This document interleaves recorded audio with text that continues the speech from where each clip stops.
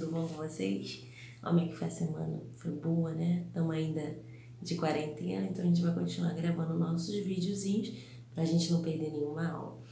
E nós chegamos na lição número, 6.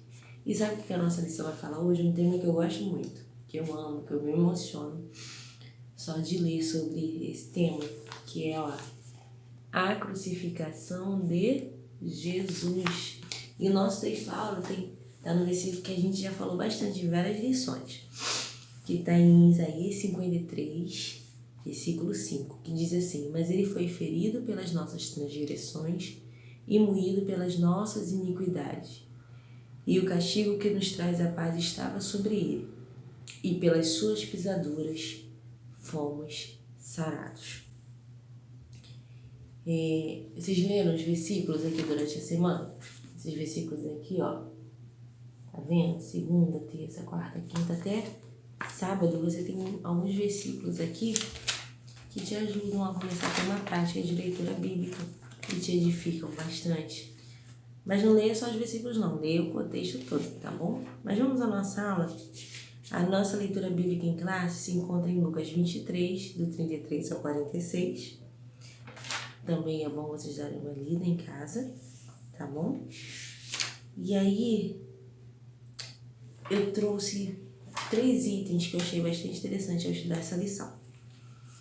Ao falar de crucificação, eu pensei assim, fui estudando e quero trazer 3 itens para vocês. O primeiro seria: Jesus, ele foi maldito. Como assim? Como é que a senhora está dizendo que Jesus, o nosso Senhor, ele foi maldito? Sim, vamos abrir a nossa Bíblia para a gente entender. Onde Jesus foi maldito, tia Kézia? Vou te dizer. Abra a Bíblia em Gálatas, eu marquei aqui, Gálatas 3:13, que diz assim: Cristo nos resgatou da maldição da lei, fazendo-se maldição por nós. Você ouviu aí? Ele nos resgatou da maldição da lei, fazendo-se maldição por nós, porque está escrito: maldito todo aquele que foi pendurado no madeiro.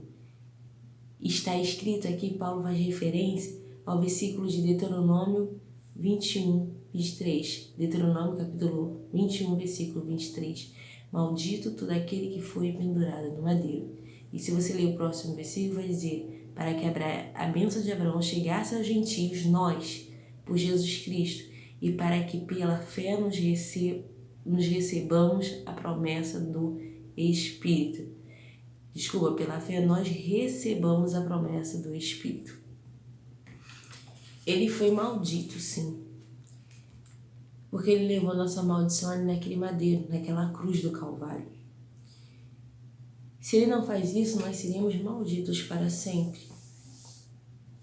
Então ele foi maldito para nós sermos benditos. Que coisa linda, né? E eu queria também dizer para vocês que Jesus, ele foi injusto. Onde ele foi injusto? Como assim? Ele é justiça, ele é justo. Ele foi injusto, quer ver? Abram sua Bíblia em 2 Coríntios 5:21. Não quero escandalizar ninguém. Vamos só abrir a nossa Bíblia lá, para a gente entender. 2 Coríntios 5:21 diz assim: aquele que não conheceu o pecado, o fez pecado por nós, para que nele fôssemos feitos justiça de Deus. E eu queria também que vocês abrissem a Bíblia em 1 Pedro 3:18, que diz assim, porque também Cristo padeceu uma vez pelos pecados, o justo pelos injustos, para levá-los a Deus, mortificado na verdade da carne, mas vivificados pelo Espírito. Ele foi injusto? Ele nunca foi injusto, mas por amor a nós, ele foi condenado na cruz onde ele levou todos os nossos pecados. E ele ali naquela cruz, ele estava no lugar de uma pessoa que cometia injustiças. E ele foi injusto ali para nos fazer justos. Gravaram os versículos? Então dá ali uma lidinha nesses versículos na sua casa. E agora eu vou falar uma que talvez vocês fiquem assustados comigo, mas nós vamos ler biblicamente, na Bíblia, nós vamos entender melhor. Ele foi fraco. Meu Deus, onde ele foi fraco? Abra sua Bíblia em 1 Coríntios 1, 23, 25. 1 Coríntios 1, 23, 25. Olha o que diz esses dois versículos. Porque a loucura de Deus é mais sábia... vamos ler o 23 antes. Mas nós pregamos a Cristo crucificado, que é escândalo para os judeus e loucura para os gregos. Escândalos para os judeus, porque os judeus jamais imaginariam que o seu Senhor viria para morrer numa cruz. Isso é algo escandaloso. No lugar, como se fosse um pecador. E para os gregos, ele é considerado loucura porque os deuses gregos são o quê? Fortões, valentões, bons, que jamais entrariam numa cruz, jamais morreriam numa cruz. Pelo contrário. Vamos ler o 25. Porque a loucura de Deus é mais sábia do que os homens, e a fraqueza de Deus é mais forte do que os homens. Quando a gente fala que ele é fraco, porque talvez as pessoas considerem a fraqueza, onde elas consideram a fraqueza, na verdade foi a maior força que o homem, poderia ter exercido naquele momento. Ninguém teria capacidade de entrar no lugar dele e morrer na cruz do Calvário ali, levando todos os nossos pecados ali. Jamais fariam isso. E ele foi, sim, forte o suficiente de passar por isso. Mas muitos não entenderam, muitos acharam que era algo escandaloso, loucura total. Mas não, ele fez isso por amor a mim e a você. Os livros de história não contam essa história, da cruz do Calvário, da ressurreição. Não, eles não falam isso. Eu posso dizer para vocês que é o fato maior que se teve na história do mundo foi a crucificação. Foi o divisor de águas para a humanidade. E se ele não faz isso, a humanidade hoje estaria totalmente afundada e perdida. Mas o seu professor de história não vai falar sobre isso. Nenhum livro de história vai falar sobre isso. Mas a Bíblia traz essa realidade. E qual é o fato de podermos também lembrar? Qual o fato não? O que podemos fazer para lembrarmos disso? A maior festa que nós temos na igreja é a Santa Ceia.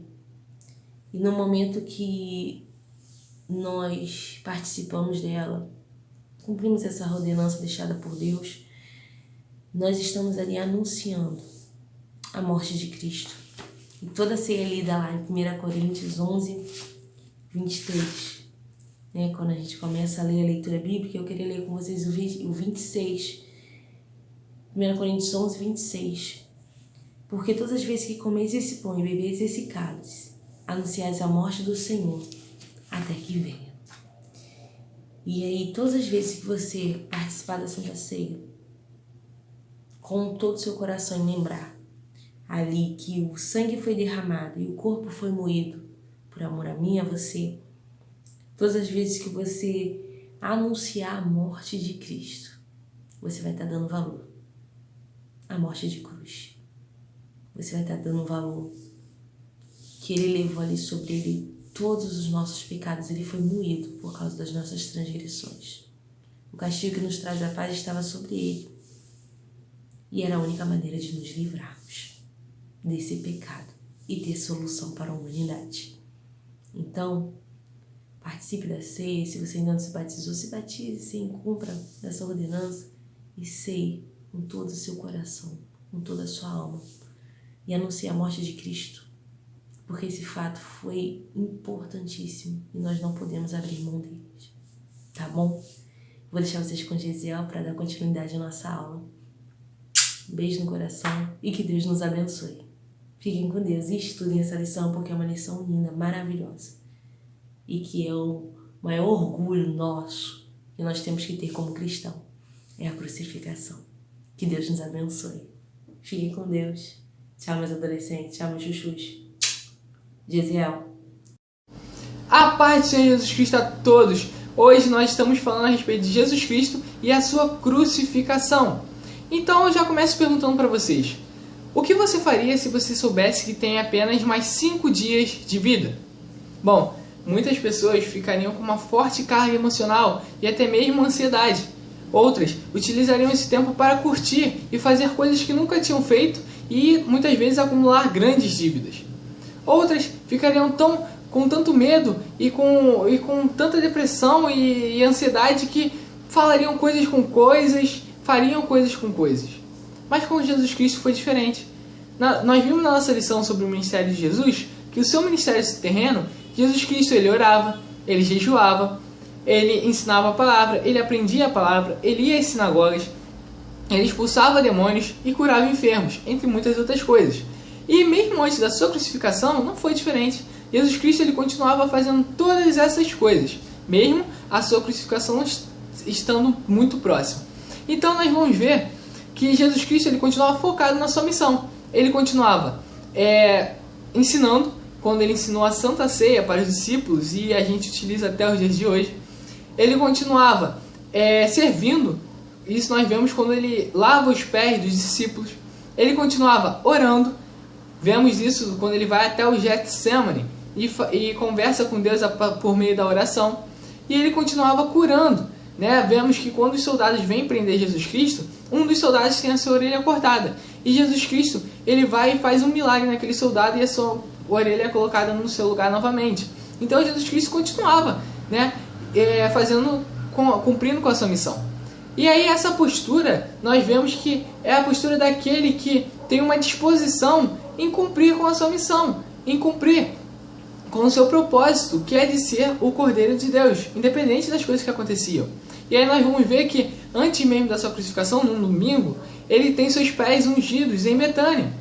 Vemos também que Jesus Cristo, quando ele entra em Jerusalém, ele é saudado por uma grande multidão, né, que acompanhava Jesus Cristo. Nós vamos ver que tudo isso aconteceu antes dele ir até o Getsemane e ser traído naquela ocasião e ser preso e levado para ser crucificado. E então nós vemos com isso que Jesus Cristo, independente do que acontecia, ele se manteve firme na sua missão, mesmo com a morte se aproximando, né, mesmo sabendo que o momento que ele teria que ir para o madeiro estava se aproximando, mas nem no último minuto ele deixou de cumprir com o seu propósito de vida que ele veio fazer, que é a salvação de toda a humanidade. Então, agora vamos avançar um pouquinho mais. Agora Jesus Cristo estava crucificado. Quais são as últimas palavras de uma pessoa que está próxima a morrer? Bom, provavelmente são palavras sinceras, de uma pessoa que já viveu muitas coisas e que agora não se importa mais no que vai dizer, e sim demonstra uma sinceridade muito grande. E com Jesus Cristo não foi diferente. Jesus Cristo, mesmo crucificado, ele teve suas últimas palavras. E até mesmo nelas ele conversava com as pessoas e consolava. E conversava e ajudava as pessoas mesmo estando crucificado. Nós vamos ver isso quando tinha algumas mulheres que choravam por Jesus Cristo estar crucificado. E Jesus Cristo faz um chamado à intercessão quando diz a elas o seguinte: chorai antes por vós mesmas e por vossos filhos. Isso está em Lucas 23, 28. 23, versículo 28. Então Jesus Cristo, ele continuava falando com as pessoas. Vamos ver que ele falou com a sua mãe, demonstrando um grande amor e carinho por ela, né, por aquela que a gerou, né, que a deu à luz. Vamos ver também que Jesus Cristo, ele demonstra o seu propósito de vida, o propósito para o qual ele veio, até mesmo na cruz, para aquele malfeitor que estava do lado. Aquele que disse: Senhor, lembre-te de mim quando entrar no seu reino. E Jesus Cristo mostra que há sim a salvação para a humanidade, para todos aqueles que creem no seu nome. Jesus Cristo, nós vamos ver que até mesmo para aqueles soldados que o prenderam e o crucificaram ali, e que estavam zombando e lançando sorte sobre suas vestes, até mesmo esses receberam a sua compaixão e a liberação do perdão da parte de Jesus Cristo. Nós vemos isso em Lucas 23, versículo 34. Então Jesus Cristo, ele nos faz refletir da seguinte maneira: seja no momento de alegria ou no momento de tristeza, quais são as palavras que brotam no nosso coração? E essas palavras, elas nos demonstram ser verdadeiros seguidores de Cristo? Bom, essa eu deixo para vocês repensarem aí. E aí, nós vamos ver que Isaías, lá atrás, o profeta Isaías, ele profetiza a respeito do Messias. Nós já até comentamos um pouquinho sobre isso. E aí, ele tem um versículo muito conhecido, que muitas pessoas conhecem do texto de Isaías 53, que diz o seguinte: pelas suas pisaduras fomos sarados. Ou seja, Jesus Cristo, pelo todo o sofrimento que passou e sem deixar de lado o seu propósito, nós fomos sarados. Então nós vamos ver que a redenção da humanidade se tornou possível, se tornou uma realidade, a tal ponto que nós, quando aceitamos Jesus Cristo e acreditamos nele sendo o único e suficiente Salvador, nós já possuímos a oportunidade de sermos salvos. Então Jesus Cristo, ele cumpre com o seu propósito de vida, nos dando uma nova chance, né, que antes não teríamos, né, porque estávamos escravizados no pecado. E aí nós temos um hino da harpa também muito conhecido, que é o hino 291, né, da harpa cristã, que diz: sim, eu amo a mensagem da cruz. Eu amo a mensagem da cruz. Então, esse hino, ele mostra tudo a mensagem que Jesus Cristo ele vem nos trazer naquela cruz. Uma mensagem de amor, de carinho, de amor a cada um de nós, até mesmo nos dias de hoje, independente do que fazemos, ele está ao nosso lado para nos ajudar. E ele quer que nos acheguemos a ele, que possamos estar mais próximos dele. Então, sabendo disso, nós como cristãos devemos fazer com o que ele nos pediu, que nos ordenou, que é ir por todo mundo e ensinar o Evangelho, por exemplo. Absorver a palavra dele, aprender a palavra dele, fazer e cumprir com o que a palavra dele manda e ensinar as pessoas esse Deus de carinho e amor que tem por cada um de nós, a tal ponto de morrer e ser crucificado naquela cruz.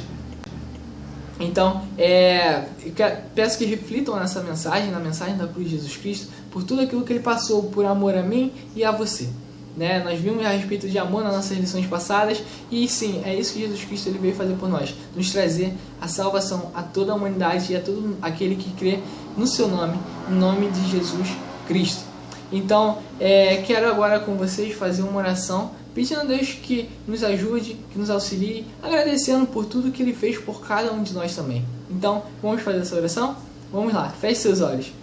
Senhor, meu Deus e meu Pai, Deus Altíssimo e Eterno, Senhor, muito obrigado, Senhor, por mais um dia estar aprendendo mais da Tua Palavra, meu Deus. Senhor, obrigado, Senhor, por cada dia que se passa, Senhor, por estar ao nosso lado, Senhor, nos ajudando, Senhor, nos consolando, nos fortalecendo também, Senhor.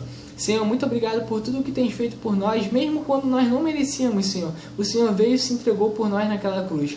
Muito obrigado, Deus Santo e Poderoso. Senhor, ajude essas pessoas que estão precisando, essas pessoas que estão em camas, Senhor, em hospitais, Senhor. Cure, Senhor, leva a cura a cada uma dessas pessoas. Ajude, Senhor, essas pessoas que precisam de Ti e clamam o Teu nome, Senhor. É o que eu te peço, Senhor, ser com cada um de nós, com cada adolescente, que possamos aprender cada vez mais da Tua Palavra e que a Sua Palavra esteja guardada no nosso coração, Senhor. Ser com cada um de nós, é o que eu te peço e desde já te agradeço. Em nome do Senhor Jesus Cristo, amém e amém. Bom, pessoal, essa foi a nossa lição de hoje.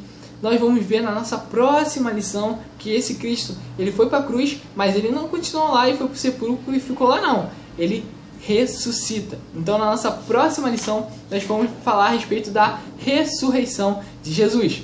Isso é tema da nossa próxima lição. Espero todos vocês lá e meditem nessa palavra. Então até a nossa próxima lição. Fiquem todos com Deus e até lá.